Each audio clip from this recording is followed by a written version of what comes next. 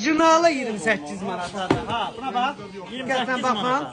Baba orijinaldır. 70'e, 80'a, 100'e 130 alırsınız. Bak. Durun, 28 manata. Bir de var onun da belə 13 manatlığı. Bu ise sizin 18'e 25'e aldıklarınız. Diqqətlə baxın, qaqanız yeni bir gündəmdə olan bir malı çaxır yerə. Hə? 100-350. Her bir kesi gördüm. Rənglər də var 13 manata. Durun gel. Ha, mən bundan ləzzət alıram. Basunuşkalarımız var. Bunlar neçədir? Bunlar 35 değil. Var da var 13 manata. Bu dəyərlidir, bura bax.